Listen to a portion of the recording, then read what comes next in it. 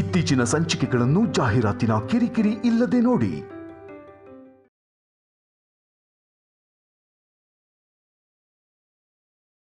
ಅದು ನಾ ಹೇಳಿದ್ನಲ್ಲ, ಅಕ್ಕ ಯೂಶಲ್ ಆಗಿ ಈ ಟೈಮ್ಗೆ ರೆಡಿಯಾಗಿ ಹೊರಗಡೆ ಬರ್ತಿದ್ರು ಅಂತ. ಇವತ್ತು ಬಂದಿಲ್ಲ ಅಂದರೆ ಏನಾದರೂ ಸ್ಯೂಸೈಡು.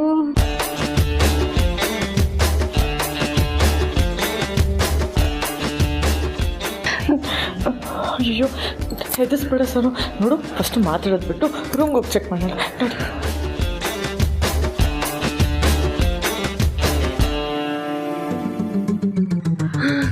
ದೇವ್ರೆ, ಅಕ್ಕ ಏನು ಮಾಡ್ಕೊಳ್ದೆ ಇದ್ರೆ ಅಷ್ಟೇ ಸಾಕು.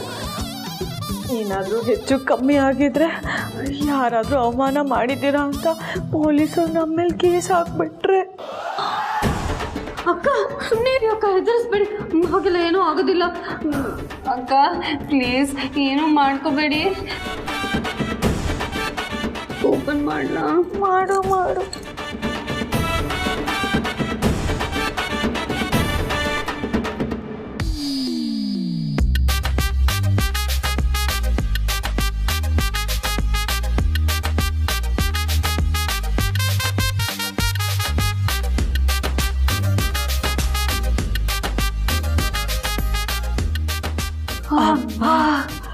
ಅಕ್ಕ ಏನು ಮಾಡ್ಕೊಂಡಿಲ್ಲ.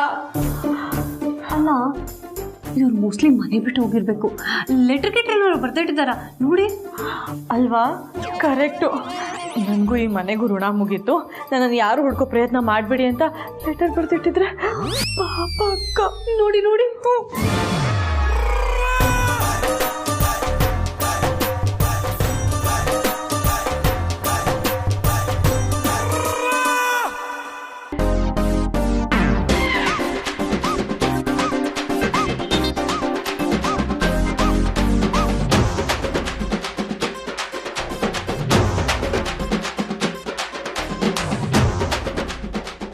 ಸರು ಸಿಕ್ತಾ? ಇಲ್ಲ ಅಕ್ಕ, ಲೆಟ್ರು ಬರ್ದಿಡ್ದೆ. ಅದು ಎಲ್ಲಿ ಹೋಗಿದ್ದಾರೆ ಇವರು? ಲೀಲಾ, ಒಂದು ನಿಮಿಷ.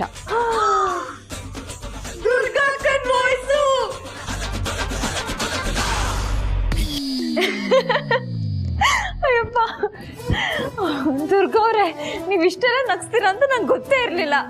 ಇಷ್ಟಕ್ಕೆ ಹೀಗಂದ್ರೆ ಹೇಗೆ? ದೇವಸ್ಥಾನದಿಂದ ಹೊರಗೆ ಒಂದು ಜೋಡಿ ನಿಂತಿತ್ತು. 150 kg ಇರೋ ಹುಡುಗ 50 kg ಆದ್ರೆ ಹೆಂಡತಿ ಕೂದಲು ಮುಡಿ ಕೊಡ್ತೀನಿ ಅಂತ ಹರಕೆ ಹೊತ್ಕೋತಿದ್ದ. ಕೇಳಿಸ್ಕೊಂಡ್ಯಾ? ಅಬ್ಬಾ, ನಿಮ್ಮಷ್ಟೆಲ್ಲ ಅಬ್ಸರ್ವ್ ಮಾಡಲ್ಲಪ್ಪ. ನನ್ನ ಕಿವಿ ನಿಮ್ಮಷ್ಟು ಶಾರ್ಪ್ ಇಲ್ಲ. ಲೀಲಾ, ಒಂದು ನಿಮಿಷ. ಸರಿಯಾಗಿ ಕುಂಕುಮ ಇಟ್ಕೊಳಕ್ಕೂ ಬರಲ್ಲ?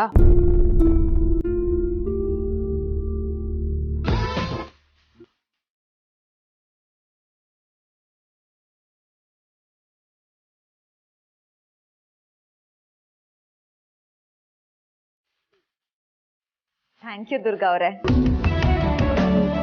ಇಲ್ಲಿ ಡಸ್ಟ್ಬಿನ್ ಎಲ್ಲಿದೆ? ಡಸ್ಟ್ಬಿನ್ ಹಿಂದಿರ್ಬೋದು, ತಗೊಂಡು ಬರ್ತೀನಿ. ತರೋದೇನು ಬೇಡ, ನೀನು ಥ್ಯಾಂಕ್ಸ್ನ ತಗೊಂಡೋಗಿ ಆ ಡಸ್ಟ್ಬಿನ್ಗೆ ಹಾಕು ಸಾಕು. ನೀವು ಇಷ್ಟು ಚೆನ್ನಾಗಿ ಮಾತಾಡ್ತೀರಾ ಅಂತ ನಂಗೆ ಗೊತ್ತೇ ಇರಲಿಲ್ಲ. ನನಗೂ ಅಷ್ಟೇ. ನೀನು ಇಷ್ಟು ಬೇಗ ನನ್ನ ಅರ್ಥ ಮಾಡ್ಕೋತೀಯ ಅಂತ ನಾನು ಅಂದ್ಕೊಂಡಿರಲಿಲ್ಲ.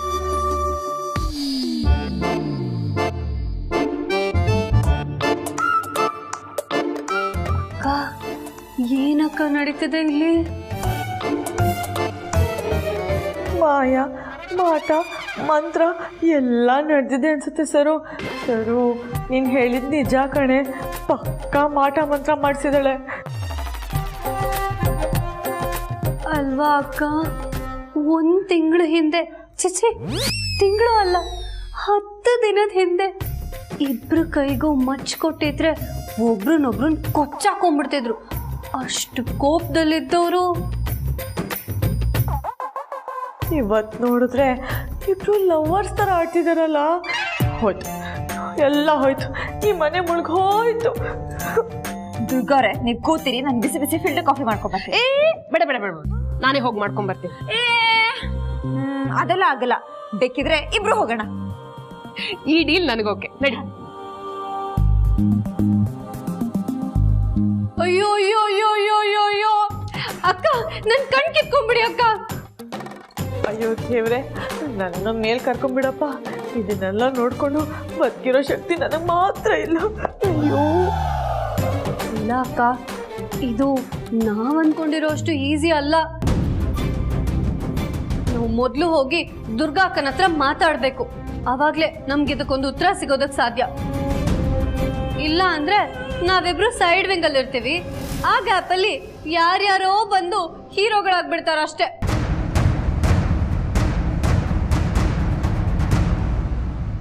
ದುರ್ಗಾ ಅವರು ಕಾಫಿನೂ ಸಖತ್ತಾಗೆ ಮಾಡ್ತಾರೆ. ಅಯ್ಯೋ, ಅಮ್ಮ ಫೋನ್ ಮಾಡ್ತಿದಾರಲ್ಲ, ಇವಾಗ ನಾನು ಇವ್ರಿಗೆ ಏನು ಹೇಳಲಿ? ಫೋನ್ ಎತ್ತಲಿಲ್ಲ ಅಂದರೆ ಓಂ ಸಿನಿಮಾ ಸತ್ಯ ಸೀರಿಯಲ್ ವಿಲನ್ನು ಎರಡು ಆಚೆ ಬಂದ್ಬಿಡುತ್ತೆ. ಓ, ರಿಸೀವ್ ಮಾಡಲೇಬೇಕು. ಹಲೋ, ಹೇಳಮ್ಮ. ಲೀಲಾ, ರೇವತಿಗೆ ಅಷ್ಟೆಲ್ಲ ಕೊಟ್ಟು ಏನು ಹೇಳ್ದೆ ಸುಮ್ಮನೆ ಇದೆಯಲ್ಲೇ, ಅದಕ್ಕೆ ನಿನಗೆ ಥ್ಯಾಂಕ್ಸ್ ಹೇಳೋಣ ಅಂತ ಫೋನ್ ಮಾಡಿದೆ.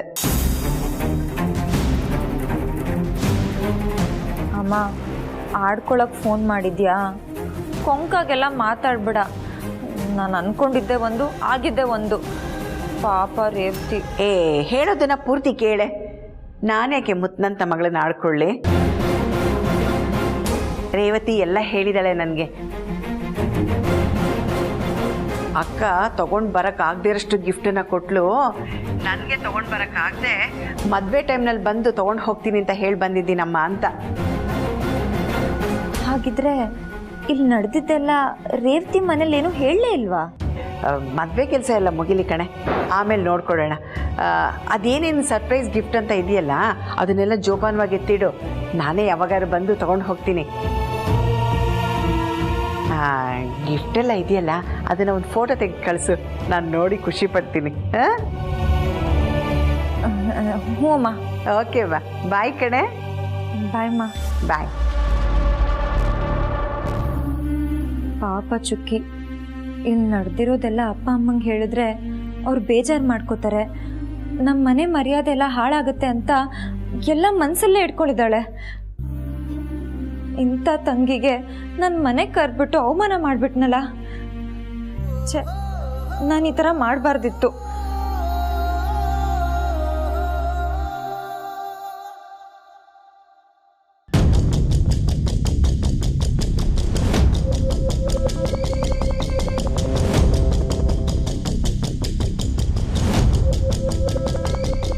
ಪರವಾಗಿಲ್ಲ, ಇಬ್ರು ಒಟ್ಟಿಗೆ ಹೇಳಿ, ಇಲ್ಲ ಒಬ್ರಾದ್ಮೇಲೆ ಒಬ್ರು ಹೇಳಿ. ಓ, ನಾವು ಬಂದಿದ್ದೀವಿ ಅಂತ ನಿಮಗ್ ಗೊತ್ತಾಯ್ತಾ? ನನಗೆಲ್ಲ ಗೊತ್ತಾಗಕ್ಕೆ ಶುರು ಆಗಿದೆ ಸರ್. ನಿಮಗೂ ಅದು ಗೊತ್ತಾದ್ರೆ ಒಳ್ಳೇದು. ನಮಗೆ ಗೊತ್ತಾಗೋದು ಬೇಡ ಅಕ್ಕ, ನಾವೀಗಲೇ ಖುಷಿಯಾಗಿದ್ದೀವಿ. ಸರಿ, ಬಂದ್ ವಿಷಯ ಹೇಳಿ. ಅಕ್ಕ, ನಿಜ ಹೇಳಿ, ಈ ಮನೆಯಲ್ಲಿ ನಾನು ಲಕ್ಷ್ಮಿ ಅಕ್ಕ ಏನು ಅಂದ್ರೆ ಏಜೆ ಸೊಸೆ ಅಂದ್ರು. ಅದನ್ನ ಬಿಟ್ಟು ಈ ಮನೇಲಿ ನಮ್ಮ ಸ್ಥಾನ ಏನು, ಪೊಸಿಷನ್ ಏನು ಅಂತ ಕೇಳ್ತಾ ಇದೀವಕ್ಕ. ಈ ಪ್ರಶ್ನೆ ಇವಾಗ ಯಾಕೆ ಬಂತು? ನಿಮ್ಮಿಂದಾನೇ ಬಂತು.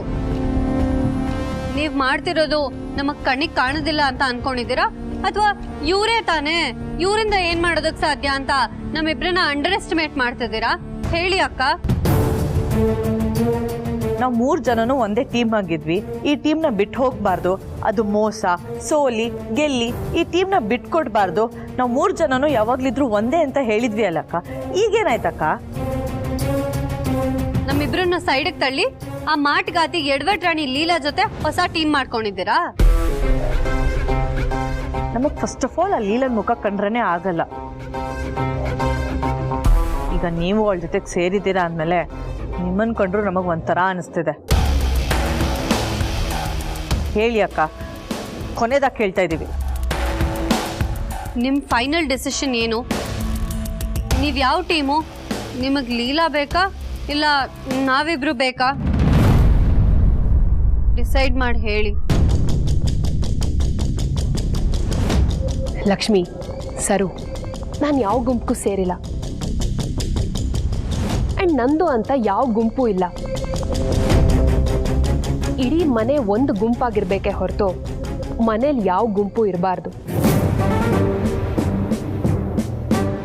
ಹಾಗೊಂದು ವೇಳೆ ಮನೇಲಿ ಒಂದು ಗುಂಪಿದೆ ಅಂದರೆ ಅದನ್ನು ಒಡೆದು ಎಲ್ಲರನ್ನೂ ಒಟ್ಟಿಗೆ ಸೇರಿಸೋವಂಥ ಪ್ರಯತ್ನ ಮಾಡೋಣ. ಎಲ್ಲರೂ ಖುಷಿಯಾಗಿರೋಣ. ಒಂದೇ ಮನೇಲಿದ್ದು ಒಬ್ರ ಮೇಲೊಬ್ರು ಕೆಂಡ ಕಾರಬಾರ್ದು. ಆ ಜೀವನ ಶಾಶ್ವತನೂ ಅಲ್ಲ. ನಮ್ಮ ಮಧ್ಯೆ ಏನೇ ಇದ್ರೂ ಎಲ್ಲರೂ ಒಟ್ಟಿಗೆ ಬದುಕಿ ಹೊರಗಿನವ್ರಿಗೆ ಎಕ್ಸಾಂಪಲ್ ಆಗೋಣ. ಆಗಲೇ ಮನೆತನಕ್ಕೆ ಗೌರವ. ಇದೇ ನಿಮ್ಮ ಫೈನಲ್ ಡಿಸಿಷನ್ ಅಕ್ಕ?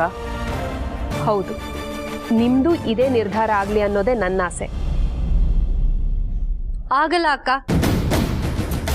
ಇಷ್ಟು ದಿನ ನೀವು ಹೇಳಿದನ್ನ ನಾವು ಕೇಳಿದ್ವಿ, ಆದರೆ ಇನ್ಮೇಲೆ ನಾವು ಹೇಳೋದನ್ನ ನೀವು ಕೇಳಿ. ಇನ್ಮೇಲೆ ಈ ಮನೆಯಲ್ಲಿ 2 ಟೀಮ್. ನೀವು ಆ ಎಡವಟ್ ಸೇರ್ಕೊಂಡು ಏನು ಬೇಕಾದರೂ ಮಾಡಿ. ನಾನು ಲಕ್ಷ್ಮಿ ಅಕ್ಕ ತಲೆ ಕೂಡ ಹಾಕೋದಿಲ್ಲ. ಅದು ಎಷ್ಟು ದಿನ ಈ ಸಂಭ್ರಮ ನಡೆಯುತ್ತೋ ನಾವು ನೋಡ್ತೀವಿ. ಅಕ್ಕ ಬಾರಕ್ಕ ಹೋಗೋಣ.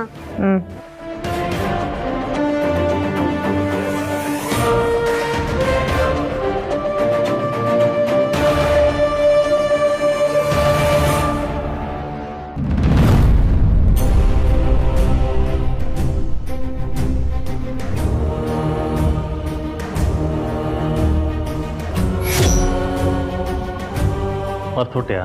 ಏಜೆ, ನೀವು ಯಾವುದ್ರ ಬಗ್ಗೆ ಹೇಳ್ತಿದ್ದೀರಾ ಅಂತ ನಂಗೆ ಅರ್ಥ ಆಗ್ತಿಲ್ಲ. ನೀನೇನೇ ಅಡ್ವರ್ಟ್ ಮಾಡಿದ್ರು ನೀನಲ್ಲೊಂದು ಚಿಕ್ಕ ಮೆಚುರಿಟಿ ಡೆವಲಪ್ ಆಗಿದೆ ಅಂತ ಅಂದ್ಕೊಂಡು ಕೆಲವು ವಿಚಾರಗಳನ್ನ ಇಂಡೈರೆಕ್ಟಾಗಿ ಹೇಳ್ತಾ ಇದ್ದೆ. ವೆಲ್, ನಿನಗದು ಅರ್ಥ ಆಗಿಲ್ಲ ಅಂದರೆ ನೇರವಾಗೇ ಹೇಳ್ತೀನಿ. ಅಯ್ಯೋ ಏಜೆ, ಏನು ಹೇಳಿದ್ರು? ನನಗೇನೋ ಅರ್ಥನೇ ಮಾಡ್ಕೊಳಕ್ಕಾಗ್ತಿಲ್ವಲ್ಲ. ಒಂದು ಗೊತ್ತಾಗ್ತಿಲ್ಲ. ಛಾಯಾ ಹತ್ರ ನಿಂದೊಂದು ಚಿಕ್ಕ ಕೆಲಸ ಬ್ಯಾಲೆನ್ಸ್ ಹೊಡೆದಿದೆ. ಛಾಯಾ ಅವ್ರ ಹತ್ರನಾ? ಏನು ಕೆಲಸ ಏಜೆ? ಕ್ಷಮೆ ಕೇಳಬೇಕು. ಈಗಲೇ ಛಾಯಾ ಹತ್ರ ನೀನು ಕ್ಷಮೆ ಕೇಳಬೇಕು. ನಾನು ಯಾಕೆ ಕ್ಷಮೆ ಕೇಳಬೇಕು? ನಾನೇನು ತಪ್ಪು ಮಾಡಿದ್ದೀನಿ ಏಜೆ? ಮನುಷ್ಯ ಮಾಡಿರೋ ತಪ್ಪನ್ನು ಬೇಗ ಮರ್ತು ಬಿಡ್ತಾನೆ. ಆದರೆ ಆ ತಪ್ಪಿಗೆ ಸಾರಿ ಕೇಳಬೇಕು ಅನ್ನೋದು ಅವನ ಮನಸ್ಸಾಕ್ಷಿ ಕಾಡ್ತಾ ಇರಬೇಕು. ಏಜೆ, ನಾನೇನೂ ಮರ್ತಿಲ್ಲ.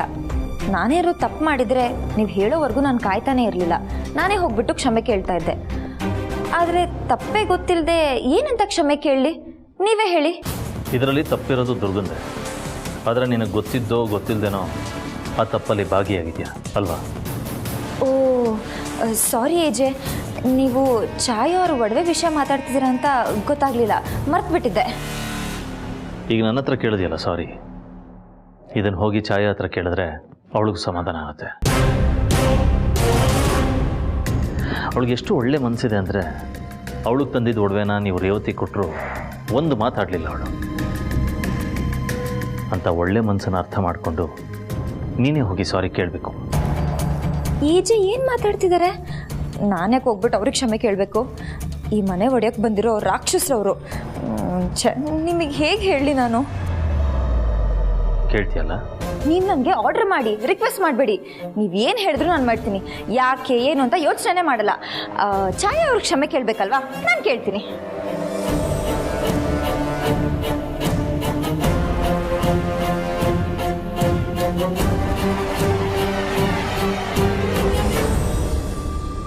ಆದರೆ ನಾನು ಇದನ್ನು ನಿಮಗೋಸ್ಕರ ಮಾಡ್ತಾ ಇರೋದು.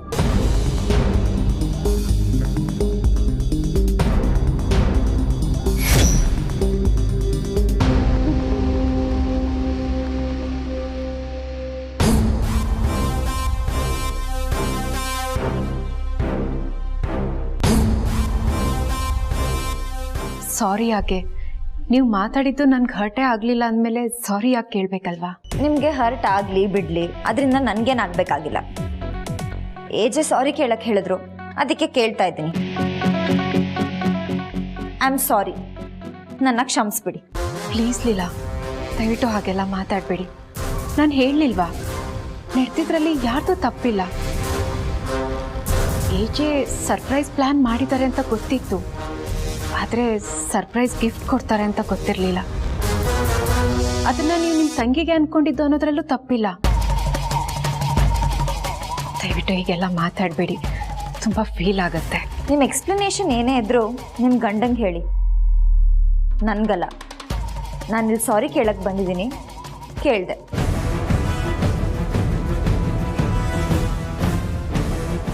ಇನ್ನೊಂದು ವಿಷಯ, ನನಗೋಸ್ಕರ ಏಜೆ ಮನೆಯವ್ರಿಗೆಲ್ಲ ಬೈತಾರೆ, ಸೊ ನಾವೇ ಇಂಪಾರ್ಟೆಂಟು, ನಾವು ಏನು ಮಾಡಿದ್ರು ನಡೆಯುತ್ತೆ ಅಂತ ನೀವು ಅಂದ್ಕೊಂಡಿದ್ರೆ ಅದನ್ನು ನಿಮ್ಮ ತಲೆಯಿಂದ ತೆಗೆದು ಹಾಕಿ. ನಾನು ಈ ಮನೆಗೆ ಕಾಲಿಟ್ಟಾಗಿಂದ ಏಜೆಗೆ ನಾನೇ ಮುಖ್ಯ. ಯಾಕೆ ಗೊತ್ತಾ? ಪ್ರೀತಿ ಆಗಲಿ ಕೋಪ ಆಗಲಿ ಏಜೆ ನನ್ನ ಹತ್ರ ಮಾತ್ರ ತೋರಿಸ್ಕೊಳ್ಳೋದು.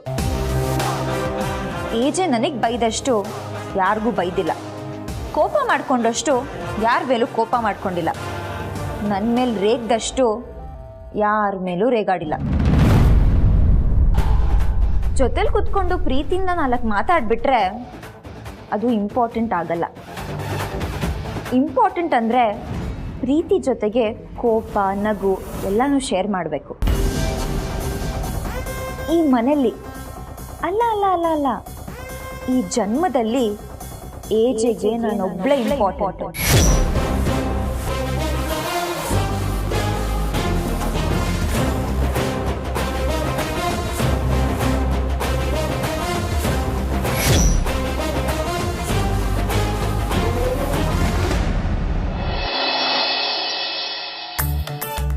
ಸರು, ಯಾಕೆ ಕೂತಿದ್ಯಾ? ಯಾಕೆ ಇಷ್ಟೊಂದೆಲ್ಲ ಕಾಣ್ತಿದ್ಯಾ?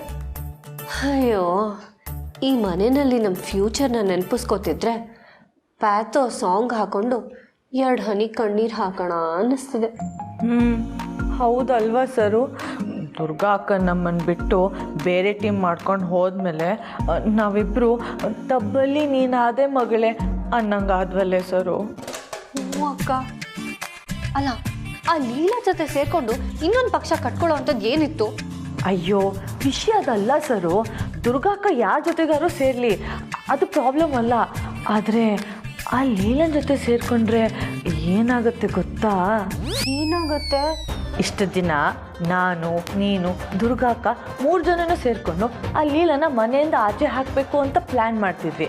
ಆದರೆ ಈಗ ಆ ಲೀಲನೇ ದುರ್ಗಾಕ್ಕನ ಜೊತೆ ಸೇರಿಕೊಂಡು ಉಲ್ಟಾ ಪ್ಲ್ಯಾನ್ ಮಾಡಿದ್ಲು ಅನ್ಕೊಂಡ್ರೆ ಆಗ ನಾನು, ನೀನು ಇಬ್ಬರು ಈ ಮನೆಯಿಂದ ಗೇಟ್ ಪಾಸ್ ತಗೋಬೇಕಾಗತ್ತೆ. ಅಯ್ಯೋ, ಈಗ ಏನಕ್ಕ ಮಾಡೋದು? ನಮ್ಮ ಗಂಡಂದ್ರು 24 ಗಂಟೆ ಕೆಲಸ ಅಂತ ಓಡಾಡ್ಕೊಂಡಿರ್ತಾರೆ. ಅವ್ರಿಗೇನಾದರೂ ಈ ವಿಷಯ ಹೇಳಿದ್ರೆ, ನೀವು ಮೊದಲು ಯಾಕೆ ಆ ಥರ ಪ್ಲ್ಯಾನ್ ಮಾಡಿದ್ರಿ ಅಂತ ಅವರೇ ನಮ್ಮನ್ನ ಮನೆಯಿಂದ ಆಚೆ ಕಳಿಸ್ಬಿಡ್ತಾರೆ. ಹಾಂ, ಈಗ ಏಜ್ ಹತ್ರ ಹೋಗಿ ನಮಗೂ ಕೆಪಾಸಿಟಿ ಇದೆ, ನಾವು ಜವಾಬ್ದಾರಿ ತಗೋತೀವಿ ಅಂತ ಅವ್ರ ಹತ್ರ ನಂಬಿಕೆ ಗಿಟ್ಟಿಸ್ಕೊಂಡ್ವಿ ಅನ್ಕೋ, ಆಗ ಏಜೆ ನಮ್ಮನ್ನ ಮನೆಯಿಂದ ಹೊರಗೆ ಹೋಗೋಕೆ ಬಿಡಲ್ಲ. ಈ ಪ್ಲ್ಯಾನ್ ವರ್ಕ್ ಆಗುತ್ತೆ ಅನ್ಕೋತೀರಾ? ಟ್ರೈ ಮಾಡೋಣ ಸರು. ಈಗ ಪ್ಲ್ಯಾನ್ ಏನು ಗೊತ್ತಾ? ಬಾಯ್ಲಿ.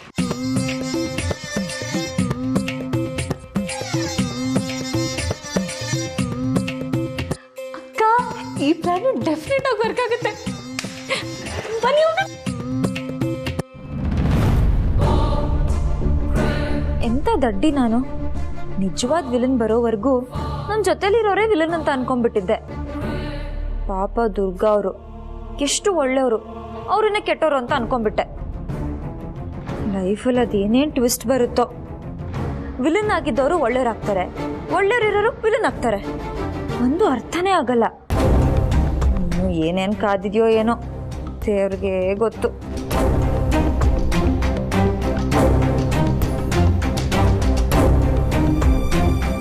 ಲೀಲಾ, ಲೀಲಾ, ಏನಾಯ್ತು? ಏನು ಯೋಚನೆ ಮಾಡ್ತಿದ್ಯಾ? ಏನೂ ಇಲ್ಲ, ಹಾಗೆ ಹಳೇದನ್ನೆಲ್ಲ ಯೋಚನೆ ಮಾಡ್ತಿದ್ದೆ ದುರ್ಗಾ ಅವರೇ. ಇಲ್ಲ, ಸುಳ್ಳು ಹೇಳ್ತಾ ಇದೆಯಾ?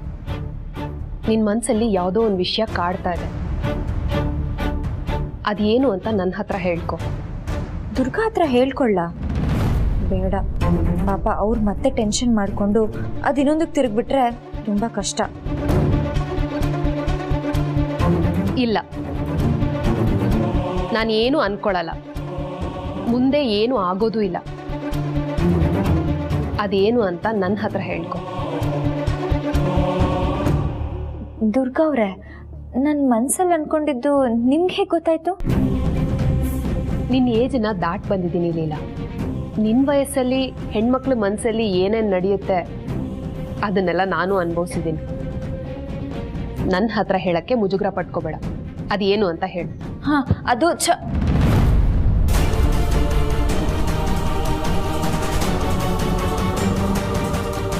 ಬೇಡ ಬಿಡಿ, ನಾನು ಅನುಭವಿಸ್ತಿರೋದೇ ಸಾಕು. ಇನ್ನು ಅದನ್ನು ನಾನು ನಿಮಗೆ ಹೇಳಿ ನೀವು ಅನುಭವಿಸೋದೇನು ಬೇಡ. ನಾನೇ ಹೇಗೋ ಮ್ಯಾನೇಜ್ ಮಾಡ್ಕೋತೀನಿ. ಒತ್ತಾಯ ಇಲ್ಲ. ನಿನಗೆ ಯಾವತ್ತು ಹೇಳಬೇಕು ಅಂತ ಅನ್ಸುತ್ತೋ ಅವತ್ತು ಬಂದು ನನ್ನ ಹತ್ರ ಹೇಳ್ಕೊ. ಆದರೆ ಒಂದು ಮಾತು ನೆನ್ಪಿಟ್ಕೊ, ಗಂಡ ಹೆಂಡತಿ ಅನ್ಯೋನ್ಯವಾಗಿದ್ದರೆ ನಿಮಗೆ ಬರೋ ಪ್ರಾಬ್ಲಮ್ಸು ಅರ್ಧಕ್ಕರ್ಧ ಸಾಲ್ವ್ ಆಗೋಗುತ್ತೆ. ನೀವಿಬ್ರು ಚೆನ್ನಾಗಿದ್ರೆ ನಿಮ್ಮನ್ನ ಯಾರೂ ಏನೂ ಮಾಡೋಕ್ಕಾಗಲ್ಲ. ಅದಕ್ಕೂ ಮೀರಿ ಏನಾದರೂ ಆದರೆ ನಿನಗೆ ನಾನಿದ್ದೀನಿ. Don't worry.